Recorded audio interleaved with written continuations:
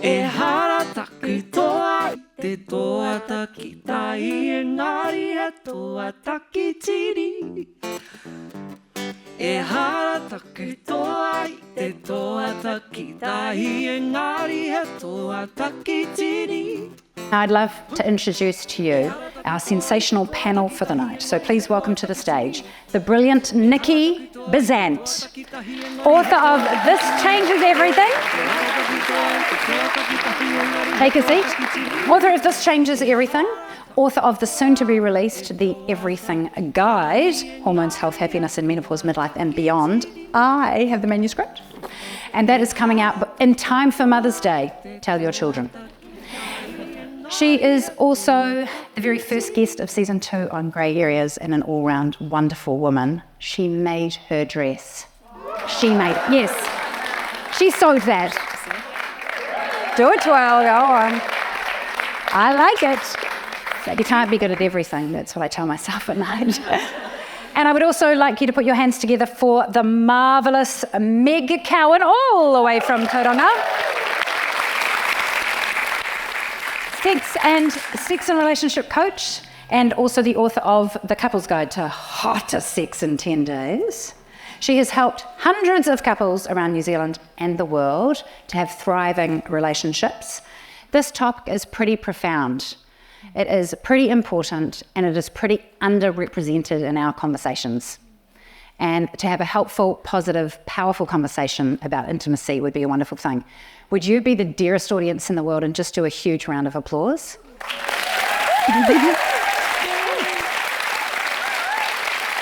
Welcome to Grey Areas Live. This is our very first live podcast, and I am so happy to be here with you, Niki and Meg, talking about intimacy.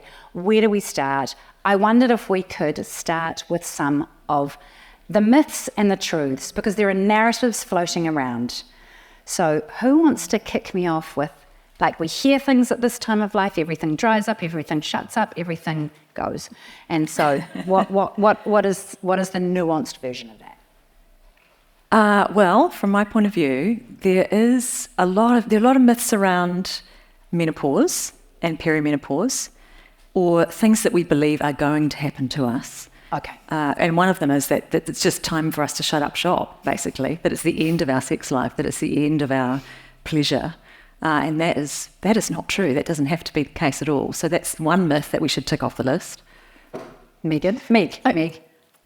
I think there's a myth that women just aren't interested in sex at a certain age and stage. Like, that's the archetype we see, right, of older women who've kind of given up on some of it. And so I think there's a lot of myths, and sometimes they're partly true, because sometimes we have given up or we have lost interest, but they don't have to be true always. So I think there's some truths to what the stereotypes and the archetypes are. There's also society's expectations. Like, there's this expectation that, you know, that we're not reproducing. Well, that's a reality. We're not reproducing anymore. But there's this sort of, I guess, this view of women where when we are young and fertile and these vibrantly beautiful creatures, we have this role, and now we have this kind of sit back, sit down, shut up kind of a role, which I'm not subscribing to at all. Because when I tried this top on in the shop, they said, no, probably not for you. It looks like a peacock. And I went, I'm a peacock. And I bought it. So I'm very happy to be wearing it here tonight. But can we say, like, how do you think society's expectations of women impacts us? Yeah, well, there's a ton of gendered ageism going on, as we all know. There is that whole thing that older women aren't sexual, which, again, it's just not true. And I think that's a whole lot of cultural and societal and patriarchal kind of bullshit that gets put onto us as we get older. That it's actually really hard to unlearn that stuff. But we have to kind of do that to embrace ourselves as we get into the next stage of our life. Because there is literally this thing happening, I don't know if you've noticed it, where I feel more myself now in so many ways. I feel like there's a fire in my belly. It's not always a welcome fire in my home. And I do occasionally say to the children, don't mind me, that was just the hormones, because I didn't sound like that a moment before. I was enraged. But in terms of this fire in the belly and this coming into our own kind of sense of agency, that is a pretty powerful move. That is actually happening in other areas of our lives. I feel like vocationally and even physically in some ways, I might not be the fastest or the strongest I've ever been necessarily, but I do feel a sense of agency. Meg, what do you reckon? Yeah, it's beautiful to get to that place where you're like, oh, this is my body, this is my home, and she's really good, or he's really good. Like my body, I don't think we've got many men, but my body is really good, and I feel that I'm really more at home, and letting who you are find a home in you is actually one of the really underrated but super powerful parts of this stage of life. So we're talking about body acceptance, and the chapter in your book, chapter 9, talks about intimacy, desire and sexuality, and you talk about making friends with your body and some of the researchers you spoke to. Yeah. There's actually a lot about body acceptance in the book, but in the sex chapter, which is one of my favourite chapters, I actually wanted to write a whole sex book. We can make this happen. Yeah. Do we want a whole sex Please book? do. Yeah, we do. Yes. That's really good to hear, because my publisher said, sex books don't sell. Oh. So I mean, my book is, I'm proud of the book, but there is a good sex chapter. I'm sorry, what was the question? We don't mind you. The question was talking about where you were talking to some researchers. Oh, body acceptance. Yeah, body acceptance. Okay. So it's really hard to feel good in our body if we don't love and accept our body. And I think that's really, it can be a challenging thing for us in midlife, because our body is changing, and sometimes those changes are things that we don't love, or that we haven't expected to happen, or that we're just kind of blindsided by. But we kind of need to make friends with our body and feel, if not love, like it's quite hard to get to a place of, I love my body. But if we can get to a place of, I accept my body right now, today, my now body as it is right now, then that is a good place to start from, to start actually tuning into having pleasure in your body. It's a really important kind of first step, I think. And even the researcher that you spoke to said, it's like, how would you make a friend? Yeah. How would you make a friend? How would you make friends with someone else? Hi, how are you today? I'm Petra. Like, you can imagine standing in the mirror and having a conversation like this. Hi. How are you? I'm okay. I'm a bit creaky. You know, like, I feel like that sense of friendship with our own bodies is quite a powerful shift, because who's looked at a photo of 10 years ago and gone, wow, I looked amazing. But how did you feel about yourself 10 years ago? You thought you looked good 10 years ago. You looked 10 years. It never ends unless we end it, does it? Unless we say, yes. Yeah. I like what you said about practicing speaking to yourself like a friend, because I think that's an incredible practice to actually stand and look in the mirror. I talk about this with clients a lot. What does it take to heal your gaze? Because often we look in the mirror and we're so critical, and the first thing we go to is, I've got wrinkles here, and and it's not looking the same, and the belly, and but actually, what does it look like to practice looking at ourselves in the mirror and going, hey, arms that carry things through the day. Hey, legs that walk me through the world. Breasts that have done great things potentially. Bellies that have done great things potentially. It's a practice to change how we see ourselves. And that all of our bellies have done good things because they've digested food. And food is a very good thing. I like what you were saying there too, because actually as I got ready, I'm getting to that age where I think, maybe the cap sleeves is a better look. But I think the peacock wings is fine for tonight. And so I was like looking in the mirror at my bicep, because I've been doing yoga. And then I went like that just to see. Yeah, it still wobbles. And I was like, does it wobble? But it's like, okay. So somebody on telly once said, she's got bingo wings. And I was like, but maybe I do. Maybe it's okay. Maybe I'm happy about that. Do you know what I mean? Like, I just feel like, oh gosh, if at this season I can say yes to me, whether I'm the weight I want to be or not, whether I've got the scars or not that I want, whether anything, moles, we all have stuff. We all have stuff, and yet how do we offer ourselves in partnership, vulnerable, intimate, potentially naked partnership with somebody if we aren't like loving on ourselves a little bit, like you say, love, or allying with ourselves? Just acceptance, just observing your body with no judgment. That's a good goal to get. I'm writing that down. Observing my body with no judgment. there are things that are changing. Can we talk about, do we need to kind of cross off or list some of the actual perimenopause, menopause, physiological changes, emotional, psychological? I think it's a good idea, because if we're talking about sex, no one can enjoy sex if it's uncomfortable or painful. That is like a baseline, right? We've got to get rid of the pain, and no one should be feeling pain when they're having sex. So one of the things that can cause that is the hormonal changes that happen to us in perimenopause and menopause, where we lose estrogen. I mean, estrogen is this most powerful hormone that controls everything about us as women, everything. It's involved in every process in our body. And of course, one of the things that happens is that we lose estrogen as we go through menopause. And estrogen, we have estrogen receptors in our vulva, in our vagina, in our urethra, all of our genitals, and we lose estrogen there. And so that can mean that things get dry and painful and uncomfortable, the skin gets thinner, the tissues get more sensitive and delicate. And all of that can cause pain and discomfort, and also loss of sensation, and a lot of things around you just not feeling so good. So that is a thing that they call GSM, which stands for genitourinary syndrome of menopause. Memorize that. Catchy name. It actually used to be called vaginal atrophy, which is just the worst. And I think that it must have been coined by a man, if I can say that. Who just huggle them enough. Sorry. So many of the names of our genitals are coined by men. I think we need to rewrite some of them. Like Douglas's pouch. Yeah. Douglas's pouch. That's the pouch in the Cox vagina. canal. The baby. That's terrible. Anyway. They named the bits after themselves. Anyway. So actually, like, most of us, almost all of us, is going to have some level of GSM post-menopause, if not during menopause or perimenopause. So this is going to happen to all of us, and we absolutely do not have to put up with it. It's very easily treated, and that's usually through, there's a range of things that you can do. I mean, you can start with lube, and you can go to vaginal moisturizers, but the gold standard treatment for GSM is actually vaginal estrogen, which is estrogen therapy that's applied as it sounds. It goes in the vagina, And that is a really safe and effective treatment for GSM, and it can be used lifelong. It can be used by people who've had breast cancer. It's a very safe treatment, and it's one of those things that we all need to know about and not be scared to talk to your doctor about as well. It's one of those things that is probably needs to be more known. So it's sort of like a step one. If sex is less comfortable, if it's less enjoyable, if it's just not firing the way it used to physiologically, estrogen cream is a great starter.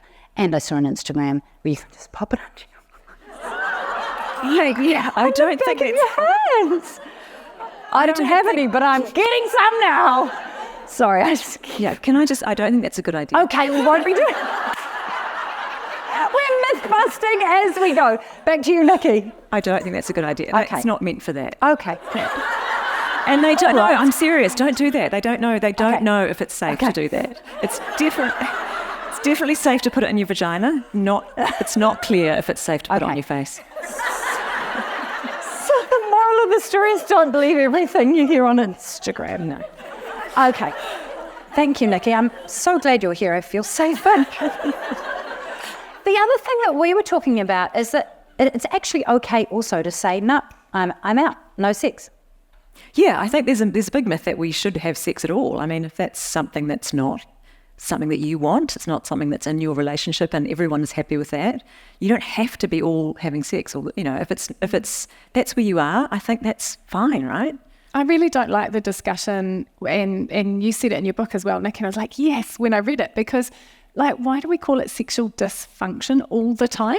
Because sometimes it's not dysfunction. Sometimes if it's not bothering you, if it's not bothering your partner, if the frequency has changed, if the way you have sex has changed, fine. If you're happy with it, it's fine. If it's not bothering you, it's not dysfunction. Dysfunction is when something is starting to bother you and it's becoming difficult. You really want it to be different, or it's painful, or those sorts of things, and it's getting in the way of you being able to access pleasure. But dysfunction is such a negative Nancy term. It's not nice.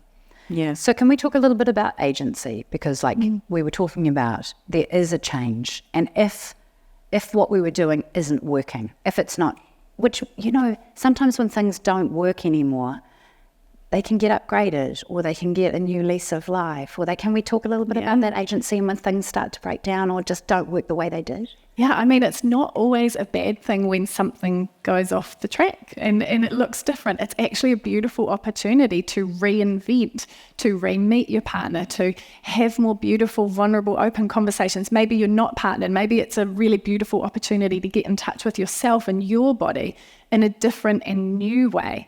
And so I think that if we could shift our thinking about this and see the opportunity that this time of life presents us, we would be much better served to go, oh, okay, what would I like? What would feel really good to me? And I think when you talk about agency, learning to speak up, I love this whole time of life that we're like, actually, I'm just giving less fucks. Can I say that? You can say. I'm not caring as much. I'm saying what I need and what I mean. That's agency, and I feel like I have a sense of control over my life and how I'm expressing myself sexually. And going to a partner, if you're partnered, and starting to have those conversations at first can feel a little bit challenging, especially if you haven't been someone that's kind of rocked the boat till now, or things have been kind of, just trotting along in your relationship. But it offers a beautiful opportunity to expand into this time of life. Because if it's not working how it used to, that is a good reason to start communicating about it. It's not, I don't like you anymore. It's like this thing that we've done, we need to relook at it. We need to refresh it, or we need to reorient ourselves towards it to make it work for both of us better. And unless I speak up and advocate for myself, how are you going to know? Communication, so hard. It's really, really hard to have those conversations. I think for most of us, we haven't grown up talking about sex in an open way. It's a really, really hard thing to do. I know for myself in my life, I was married. I was with the same person for 18 years. We never talked about sex, really. We didn't have that kind of communication, and it was very difficult for me to bring it up when this exact sort of situation happened. It wasn't feeling good. I wasn't happy. It's so hard, and it didn't work that well for me. I'm not married to that person anymore. Not just because of that, but Caveat. This is a part of the picture. I only have learned to talk about sex properly and openly in the last few years, and with a new partner who is very encouraging of me doing that, and who is very open and adventurous himself. That it was easier for me to start in a new relationship and kind of write a new sexual script, I guess, for myself. And I'm still learning that, and I'm still adventuring and discovering things about myself. It's so great, but it's sad to me that it's taken a lifetime to get to that point and to learn that stuff. I love the phrase writing a new sexual script.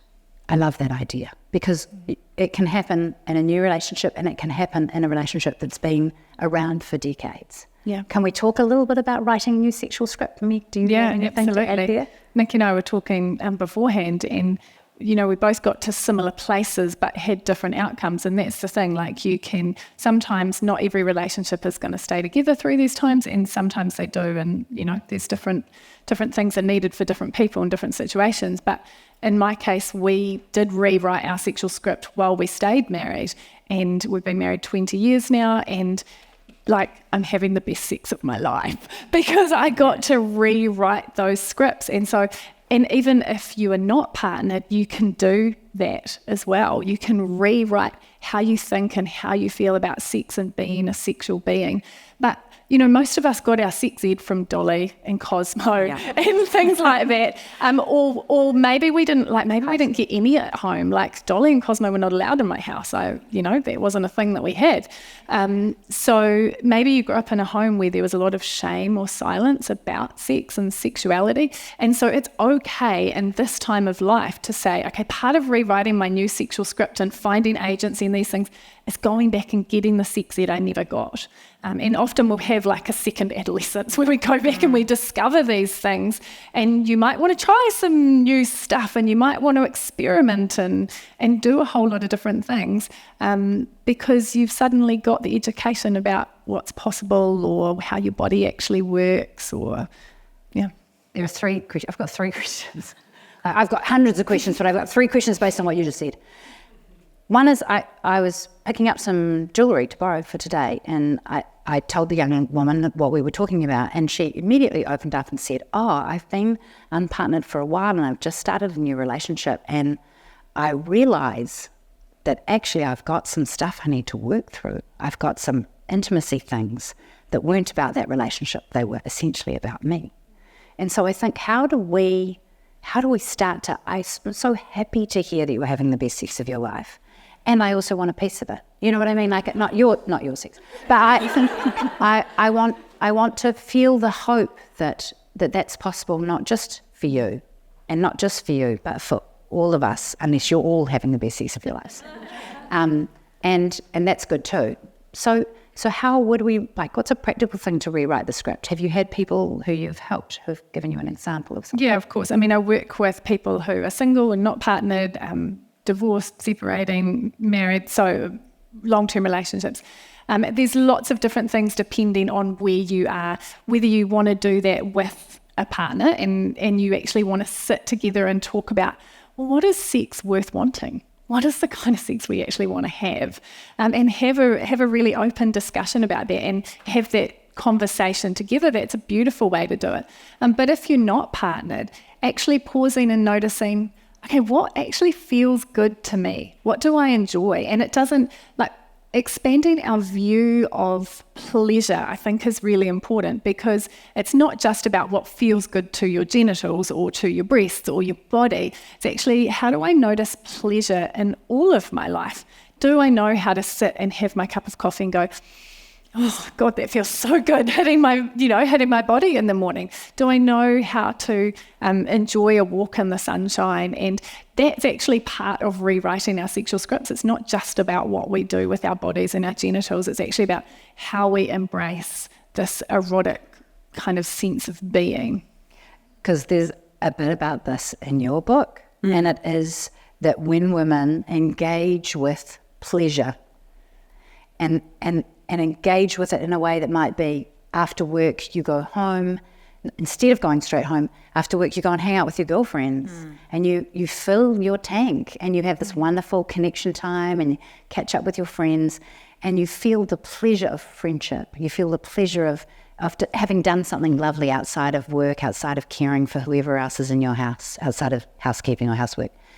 Then potentially that pleasure input could be expressed later with a partner. Yeah. It's about the energizing activities, and they're not sexual. Like, sex starts long before you get into the bedroom. It's the things that you do out in the world. It's enjoying yourself and amongst other people, and it's all those things that give you energy, I think, and that can be then erotic energy later.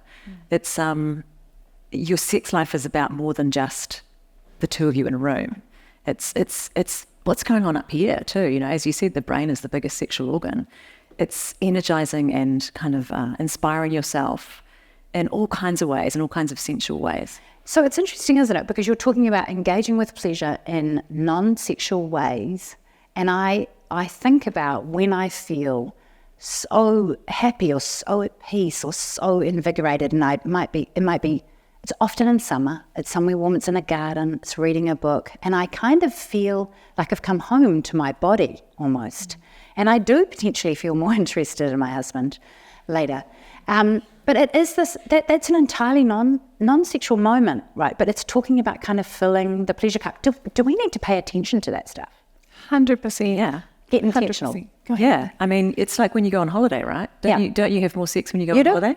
Mm-hmm. And it's because you're relaxed and you're feeling good and you've got no stress. I mean, all those other things in your life impact on your sex life. So, your mental health, your stress levels, your sleep, how you're feeling, if you've got aches and pains, your diet, your exercise, all that stuff impacts on your sexual self as well. And so that all feeds in, So we need to kind of unpack sexual self too, because we're not just talking about having sex here. Like, this night is not about having sex. Strange, because you think it would be so far based on the conversation. This is about probably more. It's about the deeper intimacy and the connection and that feeling of having pleasure in our lives or knowing what we desire. Like, What do you say to couples? I think you've used two really interesting words there, desire and pleasure. And when we talk about desire, often as we go into this midlife time, our hormones are shifting and we can feel like our desire has waned or has changed. That's actually not a terrible thing, because desire and pleasure are different. So desire is the wanting of something and pleasure is the enjoying of something. And you can still be in a place where you're like, do I want sex? I don't know. You put your body in the bed, as Emily Nagoski says, and you put your body in the bed with the person you like, and suddenly you find yourself in a space where you are embracing pleasure and you are finding pleasure. So I think that's an important distinction to make, the difference between desire and pleasure. And we can unpack desire further if you want to. Let's unpack desire. So I think this is key education, and we definitely didn't learn this in Dolly. So desire, there's different ways that desire works. And we used to think about our sex drive as like somebody gets a Maserati and somebody gets a Suzuki Swift, right? Someone gets a really fast car, someone gets it'll get there kind of car. But actually desire, we know now that it's what's called a dual control mechanism. And so that means everyone has brakes and everybody has accelerators. Yeah, and some people have more sensitive brakes and some people have more sensitive accelerators. So Niki, all the stuff you're talking about how you go away on holiday and you have better sex because there's less stress. Yes, because the mental load is off your brake pedal. So, okay, we can hit the gas. There's all these things that sit on our brake pedal. Our upbringing, the way we feel that we're perceived now that we're in this midlife type, all of these psychosocial factors can sit on the brake pedal. And so I think understanding that about desire is really, really key. And can I tell you the second part? Yes. The second part to desire is that desire is also, there's two types of desire. There's spontaneous desire, that's the bam, I think I'd like to have sex, right? And that's more common often when it's a new person and you're like, yes, I'm into you, let's have some sex. And then there is responsive desire. And responsive desire is where we're more likely to find ourselves when we've been with somebody for a longer time, or when we're a little bit older, or because we have vulvas, we're probably more likely to find ourselves in that responsive desire category. And responsive desire means you need some sort of sexually relevant stimulus, is the official kind of term. You need something sexy to make you think about being sexy. So that might be a special kind of touch from your person, or it might be something that you see or hear or smell. Like everybody's different stimulus is different. But there's these two types of desire, and they're not like, they're both great. They're both desire. They're both the wanting of sex, and they show up in different ways.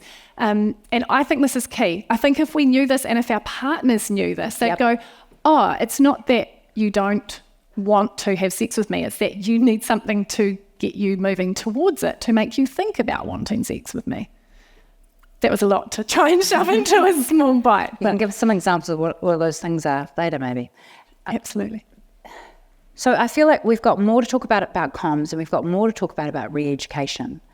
Can we just talk a little bit, seeing as we're here, about this sex education? I like the idea of sex education because there is a woman, what was her name, who has mapped the clitoris. Her name is Professor Helen O'Connor. I think she needs some kind of Nobel Prize. Legend. She is the woman who discovered the clitoris, pretty much. Well, not discovered it. wasn't a man, obviously. Yeah. Hallelujah. Yeah. I mean, they knew it was there. They knew it was there. But they didn't. It's there somewhere, isn't it? This is going to blow your mind. The true anatomy of the clitoris was not discovered until the 1990s. Not the 1890s, the 1990s, in our lifetime, when we were all adults. Yeah. Up until then, they thought it was just pretty much just the outside bit that we all know. Hopefully. But now we know that the clitoris is actually a much bigger and deeper organ. It looks amazing. If you can look up a 3D model of it, it's beautiful. It looks like an orchid, and it's full of erectile tissue, which is the same exact tissue that is in a penis, and it is super responsive, and it is amazing. And this 3D model was only done in 2006.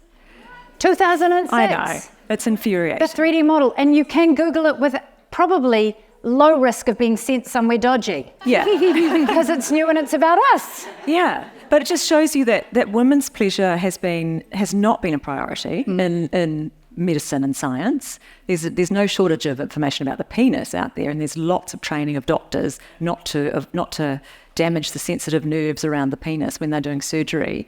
Very little of that goes on in terms of the clitoris, but it's really important for us to know this because it's a huge source of pleasure for us. It's our main source of pleasure, really, if we're getting down to it. And I think when we're talking about that brain, body, heart, head connection, if you have this sense of where your clitoris is, the extent of it, you will literally, like the brain, if I saw a piece of, I'm walking, that's 3 stories, I'm walking on a beach and I'm like, oh wow, there's a dog there. I get closer to it. It's a piece of driftwood. It's actually a piece of driftwood. But I saw a dog until I recognized that it was driftwood, and then my brain made it driftwood. Do you know what I mean? Like, until we see something, sometimes we don't see it. And so I think when you can see the nature and the beauty, potentially, and the extent of the clitoris, then you can begin to notice it, to tend to it, to acknowledge it, to actually go, that's why that feels good, or that's why I like that, or I'm going to see if I like that. So I think this is a wonderful thing. Can I tell you one more awesome thing about the clitoris? Definitely. It's the only human organ that is there purely for pleasure. It doesn't have any other purpose except for pleasure, and we have that. Woo-hoo. So we're awesome. Give ourselves a round of applause. Yeah. So this noticing, I think, let's go back to comms, because we need our brain and we need our body, and we're all going to go home and Google 3D models of clitorises, but we need our brain and our bodies to be, and our hearts, I think, to be really singing from the same song sheet and to start to really align. When we're talking about comms and men and women and people who are partnered for a long time or people who are newly partnered, or all the different variations, how do we potentially approach some of those communications when we're just not sure what could come up? Like if you were like, oh, I think I've got in touch with something that I'd like. I think I've paid attention and I think I know what I'd like. What? Do you know what? Probably don't do it in bed at the moment. Okay, good. That's a really, it's going to sound weird, but do you have a cafe that you like, or do you have a place that you like to walk? Is there somewhere where you feel safe enough to have the conversation, and somewhere where maybe you talk easily normally? So is it sitting on the couch? Is it taking a walk? Is it outside the house, doing a hobby somewhere outside the house? And bring that conversation up. And I think there's a really nice phrase that you can use to say, hey, something to the effect of, hey, I really value you in our relationship and I don't want to lose that. I do want to bring something up, because that's often our fear underneath, is that if I bring this up, am I going to, that's like the deep underlying fear is this going to be too much for this person? Is this going to push them away? Are they going to feel some kind of way about it? Rejected or not good enough or taken for granted? And so I think having those conversations outside of the bedroom, like nobody likes to be in the moment and say, could you do this? Could you do a bit more like that? So actually... I find it very off-putting when I say that. Literally, I'm like, oh, he'll be so resentful of that. Which is actually, I don't know that. So I love what you said then. You're essentially saying your intention straight up. I value you, I value our relationship, and I want to bring up this. Yeah. So... say you want to bring up something like, I just actually have this idea of how I'd like to connect with you. You could call it a fantasy or just a desire. Like, have you got examples of people? Can I tell you, I will change their names, but let's call them Mike and Sue. I don't know. Lovely name. A couple that I worked with, and they both had expressed in different sessions, because sometimes I work with a single and then with them together as a couple. And they both had expressed the fact that they were a little bit bored. They were in this transitional stage of life, similar to what a lot of us might find ourselves in. And they really, really loved each other, but they were terrified to really have the conversations about sex together. And Mike's fantasy, he wanted to do some more risky stuff outdoors. And he was terrified that in telling Sue about it, she would not be into it. But her biggest fear was that he wanted somebody else involved, and that was not something she wanted. And so they're both sitting there with these fears of what's going to happen if I confess this, this thing that I'm quite intrigued by. And her biggest fear was, her fantasy was being a little bit more in charge. She had grown up in a religious home. She had been quite subdued, and she was like, actually, I want to be the boss of this a little bit. Now, when they actually had that conversation, Mike was like, heck yes, you can be the boss, go for it. And she was like, I could try something outdoors. And so they're having these beautiful new experiences, but it does take vulnerability, and it's a little bit scary when you first start to have those conversations. Also, a little note here about fantasies. Sometimes it's just really sexy and arousing to talk about fantasies, and you may not actually want to turn those into reality. Sometimes just the act of talking about it is enough to kind of get you going. So let us talk now about, now that we're going, the orgasm gap, the pleasure gap. Niki, can I bring you in here? Oh yes, this is it's one of my absolute career highlights that I got to put the pleasure gap on the cover of The Listener, because I wrote a story about this and they put it on the cover, and I feel like that's like a lifetime achievement for me. Because thank you. Because I don't think there's ever been a sex story on the cover of The Listener. I might be wrong, but I'm not sure. But the pleasure gap is well documented, and what it means is basically that men, this is in heterosexual relationships, and when women have sex with other women, they're generally having a better time and more orgasms. Women having sex with men overall are having less fun and fewer orgasms. And that's been is both of our responsibilities. It's in the research. Yeah. And that's not just on the men. That is actually because both men and women in straight relationships prioritize the pleasure of the man. And that is also documented in the research. Like the male orgasm is the expected outcome of sex, and the female orgasm is kind of a bonus.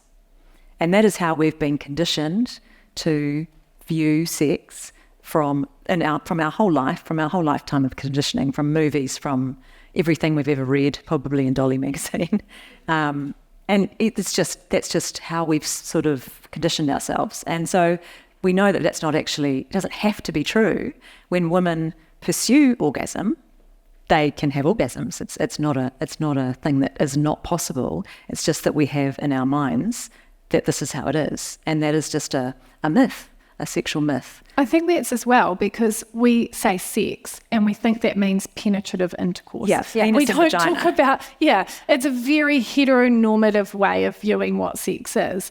But actually, if we were to look at sex as a whole experience, if we were to embrace pleasure in different areas, and about 75% of the time, women are going to need clitoral stimulation to reach orgasm. Yeah.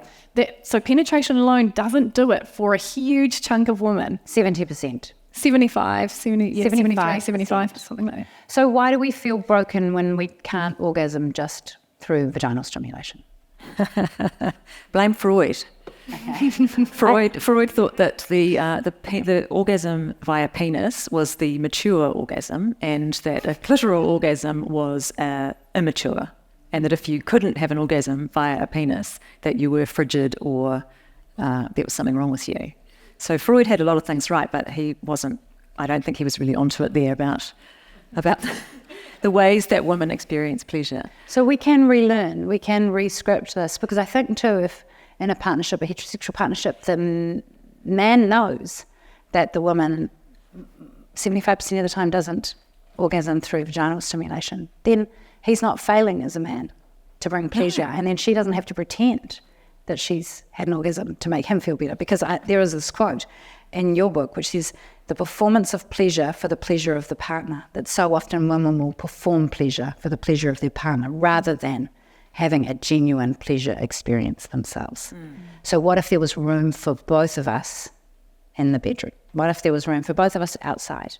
What if there was room for both of us to show up and express our desires, our hopes, our fears, our needs, our pleasures, and actually put our orgasm expectation on the table? This sounds like a good idea, hey? I'm not saying it's easy, but it does sound like that this breakdown of how things have always run even the children leaving home, perhaps, if you've had children, or a change in career, or this major hormone rewiring of our brain, does create a speed bump or a point in the road where we can change things up and say, I think I need to show up for myself sexually now. Yeah, I don't think it has to be that hard either. I mean, it's just getting rid of that idea that sex is over when he comes. Yeah. It's just saying, hey, let's keep going. And that's a really easy change to make, I think. And for both of you to know that, then, it's really fun. And it could take a couple of goes, couldn't it? Like, it could take a little bit of a rechange, like take a bit of exercise. You're not always good at it the first time you try it.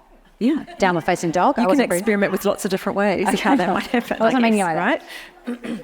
Mismatched desire. That was, you're the Suzuki Maserati. Mismatched desire. Yeah, so this is really common, and especially in this time of life where we've got all these hormone changes. And you might even find that your desire changes for you, like it's not that you've just lost it all. It might be like, sometimes it's really up and sometimes it's really down. And again, this comes back to all of the communication pieces that we've been talking about. Can we have those brave conversations where we're saying things to our partner like, hey, I don't maybe feel like a lot of sex right now, but I'm still really into you, and explore other ways that we can share intimacy. Say that again, because that was a nice sentence. Say it again. Yeah, so I have to try and I don't feel like a lot of sex right now, but I'm still really into you. Yeah. That feels really loving. Yeah. And I think that's, like, particularly if you're in a partnership that you have been with somebody for a long time, I think those commitment words are always a really nice reminder. Nice reminder. And there's a bunch of things that when the Gottman Institute looked at successful longer-term relationships that they do, and one of those things is commitment words. And so in the space of talking about sex and relationships, actually reminding your partner, hey, like, this is you and me, like, I'm into us. This is changing, yes, but this is just one part of our story. It's not me rejecting you as a whole person. It's just this one thing. Yeah. We should talk about the sensitivity of men, don't you, in the book? Yeah. It's several of the experts that I interviewed said to me that men can feel very rejected, particularly in menopause, when women feel like less desire or the desire changes, and one woman who I interviewed lots of women about their own experiences, said to me that she had got it in her head because of the way that her body was changing and how she was feeling about herself. Her thinking was, well, how can he possibly desire me looking like this? And so she had turned away from him and he was feeling rejected. And that's the kind of stuff that can go on, I guess, if you're not talking to each other about what's going on for you. So I think that's really important to help male partners in particular understand that actually it's not about them at all. It's about what's going on for you. And that's just a natural thing that happens. And it happens to all of us. That's the other thing too, which I always say about all the menopause things. You're not alone. You're not the only one that's having this happen to you. It's just that we're not talking about it. So you might feel like that's the case. Yeah, that's a really normal dynamic regardless of what stage of life you're in. That one partner can feel rejected when somebody doesn't want sex or brings up something about sex. And so I think it's whatever stage you're at, these are beautiful skills to be tapping into, to say, how do I connect with my partner, remind them that I love them, that I care for them, and still have these hard conversations. But those are skills that take practice, We'll do a little bit of Q&A. We've got a couple of questions here. What does dating look like in the grey areas? I'm very out of touch with that for one second. I'm not dating either, really. But you did have to date a while I back. did. Yeah, I did. We didn't have to. No, I didn't have to. I did a bit of experimenting in that area when my marriage was over. Yeah. I found it quite fun, actually. It was exciting for me. But I wasn't looking. I was looking for something.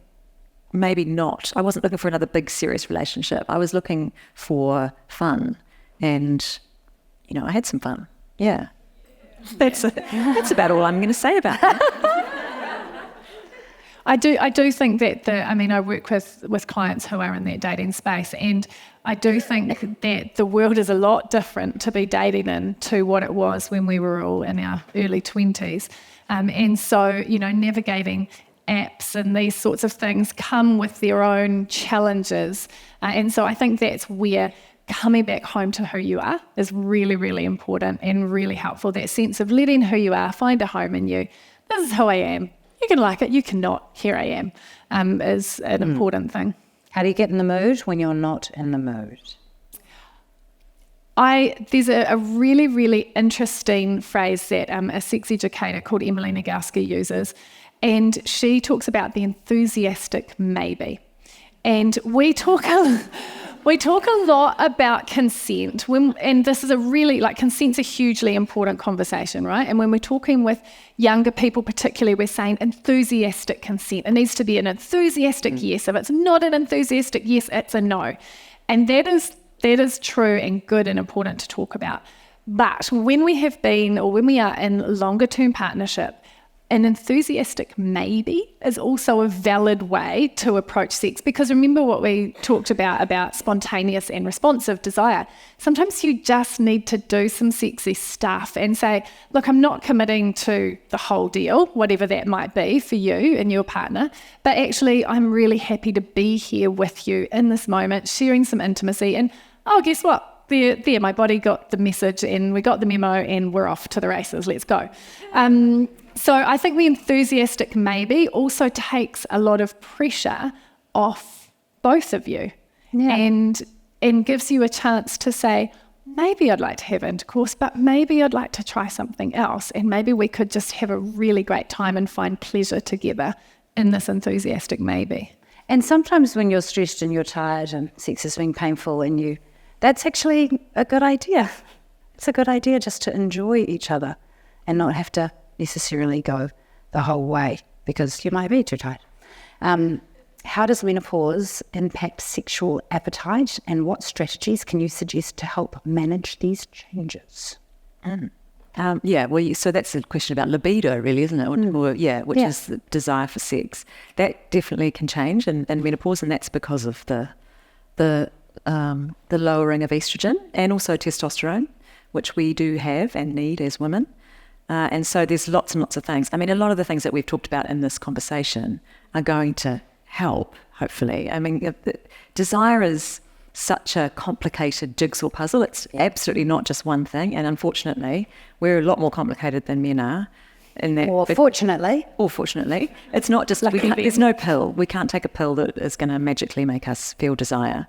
There are some things that are done, and one of them is testosterone. Which is a known treatment for low desire in women, particularly post-menopause or during menopause.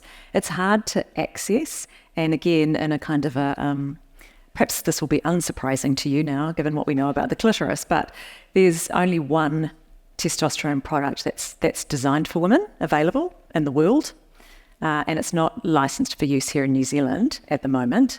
You can access it, but you need to talk to your doctor about that. It has to come in through a backdoor Section 29 of the Medicines Act situation. It's quite, it's a little bit tricky to access. No.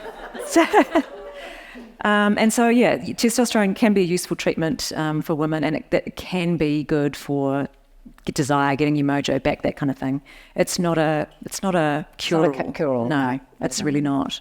But a lot of other things, like the general HRT can be useful, estrogen, and then all of those other lifestyle things.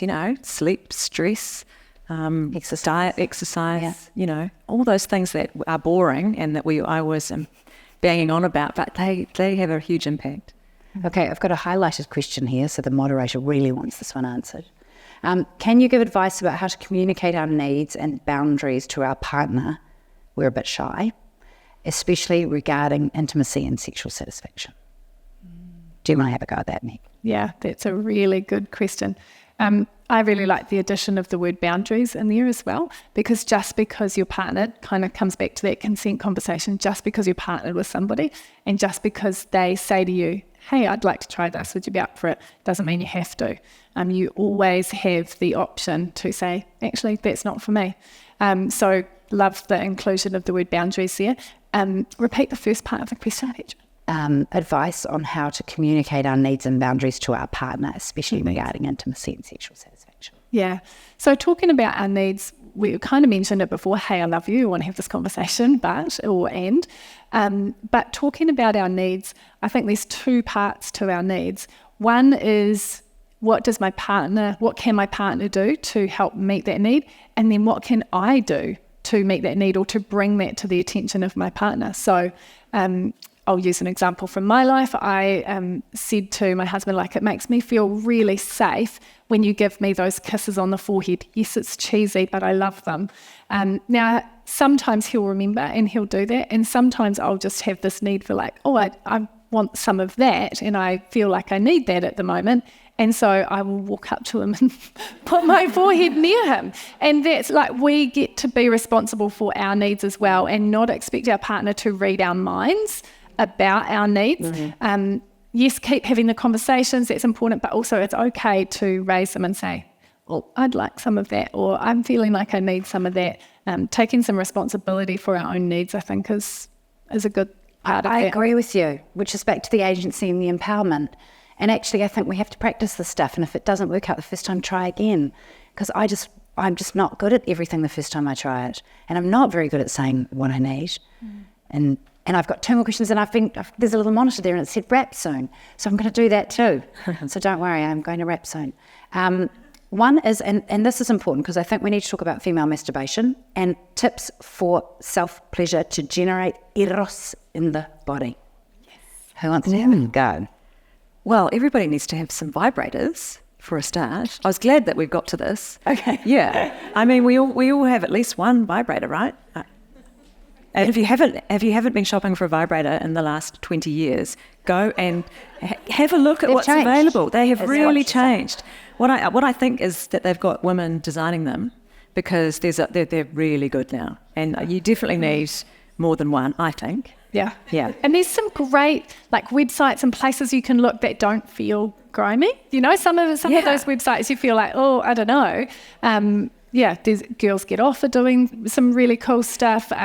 Hyde in Melbourne I went there recently, and it's the most amazing sex shop you've ever been to. It's like a beautiful gallery. And I was like, yes, this is what this should be. It's talking about, it's pleasure and wellness and no shame.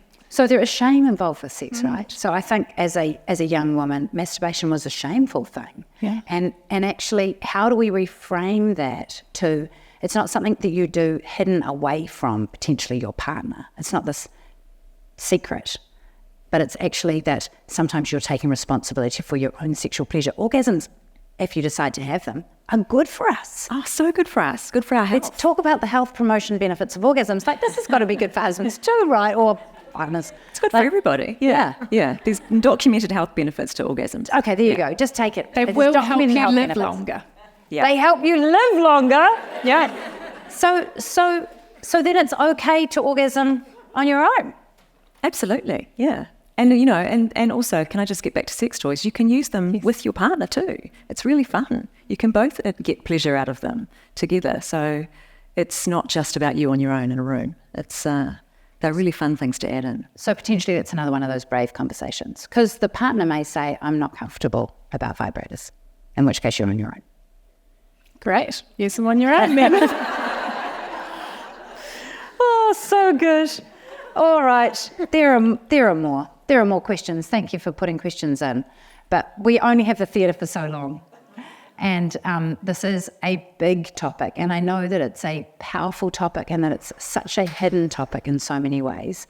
And in some ways it's appropriate because it's personal and it is vulnerable and it's intimate and sensitive.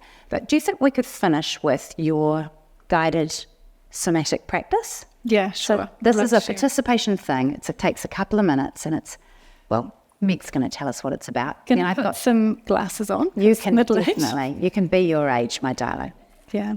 Can I say you've been a magnificent audience? You really have. So responsive, so delightful. I feel tenderly towards you. Like that. Okay, I thought we'd just take a couple of minutes and tune into our bodies. So let's take the next 2 to 3 minutes and be really present with your body. So get comfy. You've been sitting for a while. And you might like your hands resting in your lap. Maybe you want to turn your palms up. You can close your eyes if that feels good. Or you can just lower your gaze and just bring your attention to yourself and your body. This is time for you to pause and to engage with your own presence, with your body, with the power and the passion that is your sexual self. Let's take a deep breath in.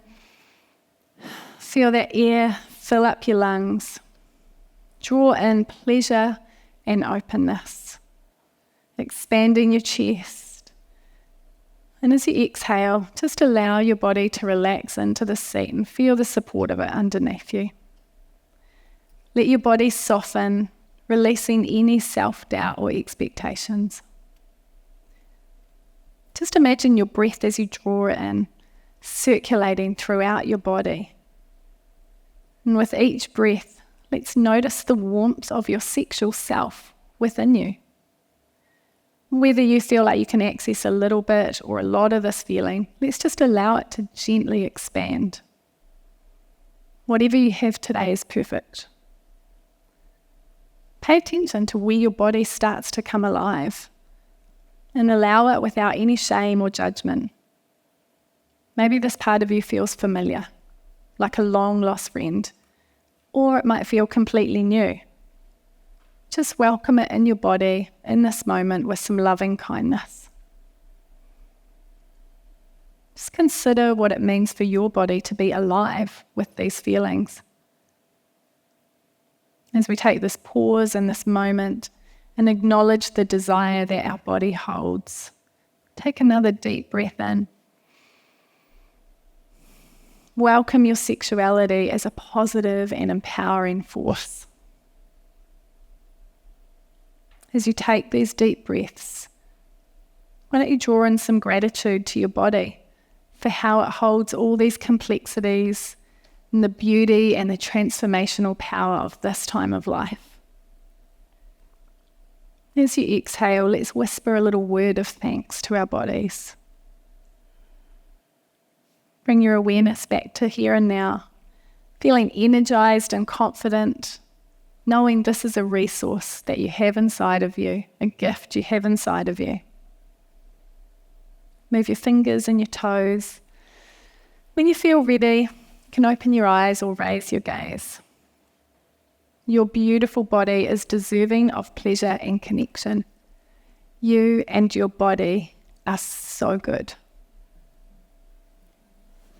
Thank you, Meg.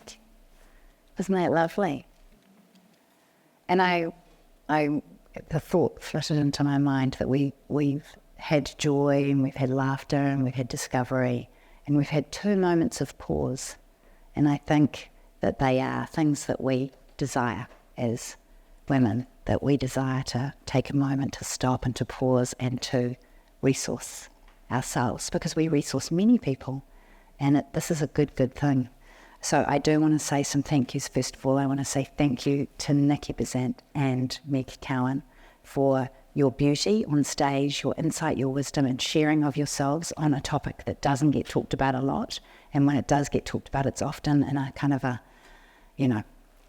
titillating way that's sort of like, I don't know, isn't promoting what I perceive to be this goodness of sex. So thank you so much, ladies and gentlemen, Meg and Niki.